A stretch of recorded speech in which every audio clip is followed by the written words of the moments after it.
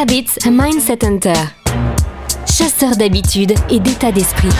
Cazador de hábitos y mentalidad. Un état d'esprit innovant pour une vie épanouie. Une émission de et avec Melika Badreddine. Bonjour les amis, bonjour et bienvenue. Merci encore de toute la force que vous nous envoyez depuis les 50 pays. Toutes les étoiles, les cœurs, les partages, les commentaires et nous prenons toujours à cœur de répondre à vos questions. Alors merci beaucoup. Aujourd'hui, nous avons le grand plaisir de recevoir une psychologue clinicienne qui est formée en hypnose, en EMDR, en thérapie brève. Elle est formatrice, elle est également psychotraumatologue et chargée de cours à l'université de Lorraine. J'ai nommé Evelyne Josse. Bienvenue. L'invité du jour. Bonjour, merci de m'avoir invitée. C'est un grand plaisir pour nous. Aujourd'hui, Evelyne, on va parler notamment du deuil. Alors, le deuil au quotidien, comment l'appréhender ? On entend parler maintenant de plus en plus de ces fameuses 6 phases dont on entend parler sur Internet et ailleurs. Est-ce que ces 6 phases, notamment le déni, la colère, la tristesse, etc., est-ce que c'est obligatoire et comment appréhender le deuil dans notre vie de tous les jours ? Eh bien déjà, je pense que c'est une erreur de parler de ces 6 phases parce qu'en fait, on se réfère principalement au modèle d'Elisabeth Kübler-Ross qui en fait a parlé du deuil, mais du deuil de sa propre vie, c'est-à-dire elle a travaillé avec les malades du sida à qui on annonçait qu'ils avaient donc une maladie mortelle pour lesquelles on n'avait pas à l'époque de traitement. Et donc, je pense qu'effectivement, on peut parler de phases, mais peut-être pas de ces phases-là. Et moi, je parle plutôt de 3 phases. De la phase d'impact, de la phase de recherche et puis de la phase d'état. Et alors, bien sûr, la 4e qui est le rétablissement. D'accord. Alors, la phase d'impact, c'est quand est-ce que ça se passe ? C'est au moment, par exemple, où on apprend le décès de quelqu'un ? Oui, parfois d'ailleurs bien avant. On parle maintenant aussi beaucoup du pré-deuil, c'est-à-dire de ces phases de deuil qui se passent avant la mort, comme par exemple quand on apprend qu'une personne est atteinte d'une maladie létale et évolutive, par exemple un cancer. Alors, le médecin vous annonce qu'on ne peut plus rien faire ou qu'on n'a pas les traitements ou que la personne ne guérira pas. À ce moment-là, commence un processus tout à fait spontané on n'a pas le pré-deuil et donc soit c'est effectivement cette phase d'impact, elle commence au moment d'une annonce d'une maladie mortelle, soit effectivement au moment de l'annonce du décès. Cette phase d'impact, évidemment, elle va être plus ou moins importante par rapport à la situation, c'est-à-dire que si on s'attend à un décès et que c'est une dame de 96 ans, notre grand-mère, on va peut-être pas évidemment avoir le même impact, le même choc que si c'est un enfant qui meurt par exemple brutalement dans un accident. Oui. Donc c'est vrai qu'on peut parler plus ou moins de phases dans le deuil, dont celle-ci, la première, mais effectivement c'est quand même assez compliqué de réduire, et délicat d'ailleurs, de réduire l'expérience humaine à des phases et que tout le monde ne passe pas par ces phases-là. Certaines personnes ne vont pas, par exemple, avoir cette phase d'impact. Et donc, tout le monde ne passe pas par les mêmes phases et tout le monde ne passe pas nécessairement dans le même ordre de ces phases. Il faut quand même dire que le deuil va être très différent d'une personne à l'autre et même pour une même personne d'un deuil à l'autre. Si vous perdez, comme je disais, votre grand-mère ou votre enfant, on va pas avoir le même deuil. Ça dépend du contexte, ça dépend de l'âge, ça dépend des circonstances, ça dépend aussi peut-être de l'état dans lequel nous sommes aussi à ce moment-là, dans la phase de notre propre vie. Tout à fait, parce qu'effectivement, si on est fragilisé, qu'on est déjà déprimé ou qu'on est très anxieux pour l'une ou l'autre raison, qu'on a accumulé des expériences de vie difficiles, c'est clair qu'on n'a plus la même énergie pour faire face à une nouvelle situation très douloureuse. D'accord. Donc, première phase, c'est la phase d'impact, c'est effectivement une phase de choc. Alors, pendant cette phase-là, on a différentes réactions émotionnelles en fonction des personnes. Certaines vont être complètement anesthésiées, comme si elles étaient en pilote automatique, comme des robots, ce qui peut d'ailleurs surprendre l'entourage. D'autres vont s'écrouler. D'autres vont passer d'une phase à l'autre, c'est-à-dire des phases où elles vont être plutôt abattues et d'autres phases plutôt agitées. Et ça, on peut dire que c'est une phase qui dure assez peu de temps, en général de quelques heures à quelques jours. D'accord. Et alors, on en parlera certainement après de comment faire nous-mêmes avec les phases de deuil, comment gérer ça ensemble. Là, donc, c'était la deuxième phase, c'est ça? Non, ça c'était la première. Après la phase de choc, c'est la phase de recherche. Vous savez, c'est le moment où la personne recherche vraiment le lien à l'extérieur avec le défunt alors qu'il n'est plus là. Oui. Comme par exemple, dormir avec un de ses t-shirts ou écouter sa messagerie vocale pour entendre sa voix. C'est la personne aussi qui va attendre un coup de fil puis qui va dire « Ah ben non, elle est décédée ». Donc on est vraiment dans une phase assez anxieuse d'ailleurs, qui peut durer plusieurs semaines, parfois d'ailleurs plusieurs mois.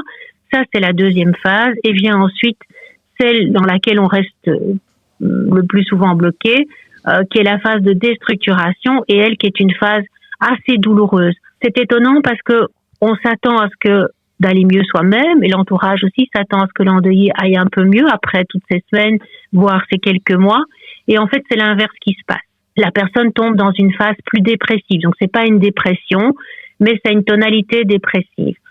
Moi, ce que je dis aux patients, c'est que vous savez, le moment où la nuit est la plus noire, c'est le moment où le jour va se lever. Donc, c'est-à-dire qu'en fait, la période la plus difficile à vivre dans un deuil est finalement celle qui précède le rétablissement. D'accord. Et donc, dans cette phase là, voilà, la personne n'a plus envie de sortir, elle est souvent dans le repli sur elle-même et donc on s'inquiète parce que effectivement, on a l'impression que la personne plonge dans un chagrin de plus en plus important.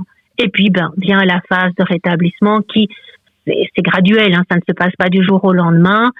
L'endeuillé, d'ailleurs, ne prend pas toujours immédiatement conscience qu'il commence à aller mieux. Et dans tout ça, il y a des va-et-vient. Dans ces trois phases que je vous ai dit, c'est évidemment assez chronologique, mais il y a des retours en arrière. Je compare toujours le processus de deuil à une marée montante. Vous savez, la marée montante, elle est faite d'avancer et puis de recul. Oui. Et puis chaque vague qui revient, qui remonte, elle n'est pas tout à fait au même endroit que la précédente. Donc on avance, mais pas toujours de façon linéaire. C'est parfois dans un domaine, par exemple, le domaine des relations, qu'on va avancer davantage. Et puis on va la vague suivante qui nous ramène un peu plus loin sur la plage. On va par exemple avancer au niveau professionnel. Donc il y a des allers-retours comme ça, avec parfois évidemment des gros rouleaux qui nous emmènent dans des phases plus difficiles. D'accord. Parfois aussi, je compare ça aux montagnes russes. C'est vraiment des choses importantes à comprendre pour les gens parce que c'est un processus normal et c'est normal d'aller plus mal à certaines périodes. Donc moi, je parle aussi des montagnes russes. Il y a des lentes remontées puis des vertigineuses descentes. Il y a aussi des loopings dans lesquels on a la tête qui est toute retournée. Déjà, ce qu'on peut dire aux personnes qui sont en deuil, c'est d'être patiente, que c'est un processus, que ça prend du temps. C'est comme quand on se casse la jambe, on ne s'attend pas à pouvoir remarcher du jour au lendemain. On sait que, voilà, on va peut-être avoir un plâtre et que ça va prendre quelques semaines avant d'aller mieux. Le processus de deuil, c'est aussi un processus qui prend du temps et malheureusement qui prend plus que quelques semaines. Oui, et donc peut-être déjà se dire soi-même quand on est concerné que c'est bien normal et que ça va aller. Et donc, qu'il y a effectivement bien une lumière au bout du tunnel, même si là, tout de suite, comme ça, on ne voit pas bien comment ça pourrait arriver. Et puis, aussi, se dire qu'il y a des personnes dont c'est le métier et que c'est bien normal aussi de pouvoir, peut-être, déjà en parler à son entourage et puis demander de l'aide à une personne compétente. Oui, alors c'est vrai qu'on peut faire des choses pour aller mieux, en fait. Oui. Je pense qu'il y a des conseils qu'on peut donner, comme effectivement celui de parler. Alors parler, ça peut être parler à quelqu'un de son entourage, ça peut être mettre en mots dans un journal intime. Certaines personnes écrivent des livres aussi, par exemple. On peut aussi aller dans un atelier d'écriture. Il y a des ateliers spécialisés dans le deuil. On peut aussi rejoindre un groupe de parole, mais effectivement, parler, mettre en mots, c'est important. Alors, c'est pas possible pour tout le monde. Il y a des personnes qui vont plus s'exprimer par l'art. Toutes les formes d'art sont OK. Ça peut être aussi une façon d'exprimer toutes les émotions qui nous bouleversent. On peut d'ailleurs aussi aller voir un art thérapeute. Si on n'a pas tellement envie d'aller voir un psychologue, ça peut être aussi une démarche importante. On peut faire d'autres choses pour s'aider. d'abord, comme on a dit, être patient avec soi-même. Et dans cette phase de patience, moi, je pense que les rituels sont importants. Ah, merveilleux. Et donc, les rituels, ils sont inventés, évidemment. C'est-à-dire, chacun va trouver son rituel. Pour une personne, ça va être d'embrasser une photo avant d'aller dormir. Je pense à un petit garçon qui parlait à son papa tous les soirs sans que sa mère, au départ, le sache. Et donc, elle l'a surpris et il lui a dit qu'il faisait ça tous les soirs. Donc, il avait trouvé tout seul son petit rituel. Ça peut être d'animer une page Facebook à la mémoire du défunt. Ça peut être évidemment d'aller au cimetière.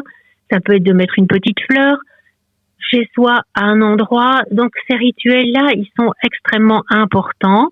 C'est vrai que ça peut inquiéter l'entourage parce que parfois ça ressemble à ce qu'on appelle la momification, c'est-à-dire de vouloir tout laisser en l'état, d'avoir une espèce de petit hôtel à la maison, de pas vouloir toucher aux affaires du défunt.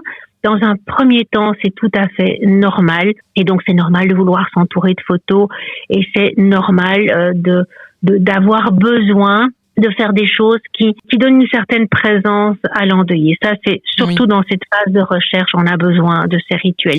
Parfois aussi, ça peut être de se rapprocher du défunt, par exemple, en allant voir un médium. Oui.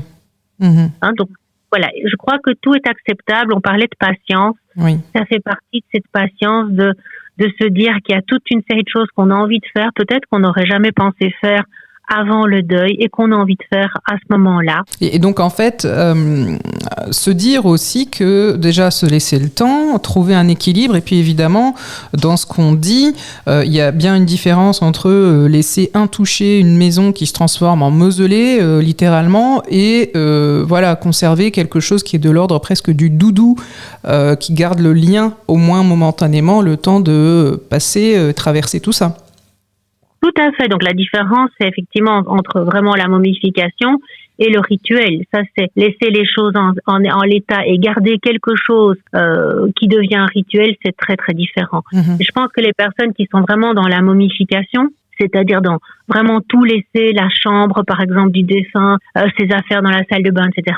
Là, je pense que cette personne a réellement besoin d'un soutien professionnel, d'aller voir vraiment un professionnel de la santé mentale. D'accord. Alors justement, ça m'amène à la dernière question sur ce sujet, Evelyne, si vous voulez bien. Alors imaginons qu'autour de nous, un ami, par exemple, est endeuillé. À quel moment, justement, on peut se dire, là, je vais peut-être quand même oser dire à mon ami qu'il aurait besoin de l'aide de quelqu'un, quand même, dont c'est le métier qui va pouvoir l'accompagner correctement au-delà de l'écoute que je peux lui offrir. Donc c'est, comme vous disiez, la momification, donc c'est les éléments, le fait de garder un tout, donc les affaires non changées, de rien modifier. Est-ce qu'il y a autre chose sur le comportement ou justement sur des rituels qui, eux, ne sont pas si guérisseurs que ça? Mais si ces rituels perdurent trop longtemps dans le temps, alors pour une notion évidemment un peu particulière, si vous avez perdu un enfant, le processus de deuil il prend plusieurs années, 4, 5, 6, 7 ans. Oui. Si c'est une grand-mère, évidemment, ça va durer beaucoup moins longtemps. Mais donc, quand ça perdure vraiment très longtemps et qu'on a le sentiment que plus rien ne bouge dans le deuil, même si la personne va plus mal, c'est positif. C'est-à-dire, il faut repenser à mon histoire de marée. Oui. Ce qu'on doit aussi, ce qui doit alerter aussi, c'est les personnes qui ont par exemple des pensées suicidaires. D'accord. Pour rejoindre le défunt ou qui se culpabilisent. Par exemple, j'ai une patiente qui a eu un accident de voiture, c'est elle qui conduisait, son frère est décédé et elle n'est sortie indemne.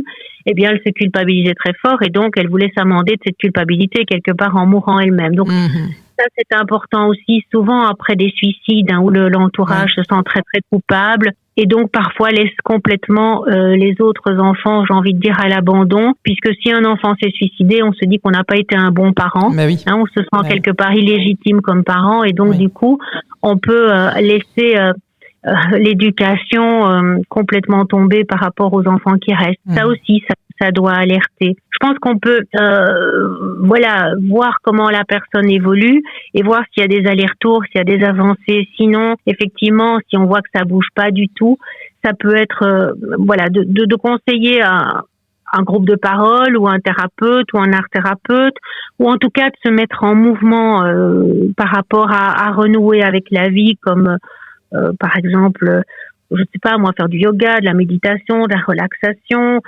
d'avoir une hygiène de vie où on voit qu'on prend soin de soi, de refaire du sport, de reprendre ses loisirs. Si on voit qu'effectivement plus rien ne bouge, je pense qu'on peut à un moment dire à la personne ou l'emmener à faire des choses, à se promener, etc. Bon, pendant évidemment la phase de repli, cette phase plus dépressive, la personne n'a envie de rien faire. Mais si on voit que ça dure plus qu'une année, je pense que à ce moment-là, on peut peut-être dire que la personne peut bénéficier de soins de santé mentale. D'accord.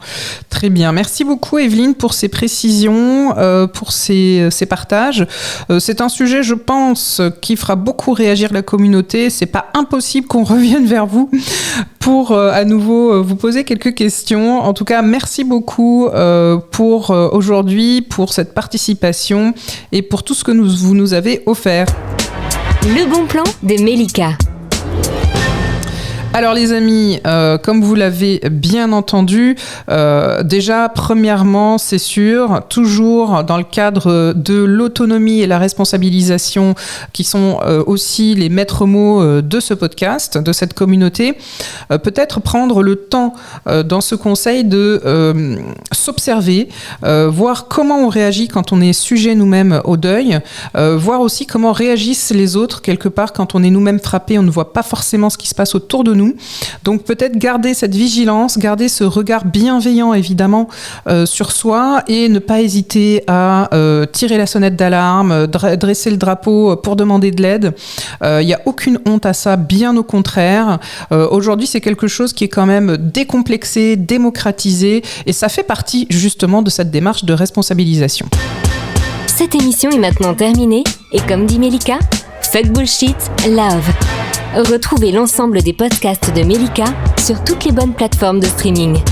Infos, actu, formation, coaching, ouvrages sur melikabadreddine.com.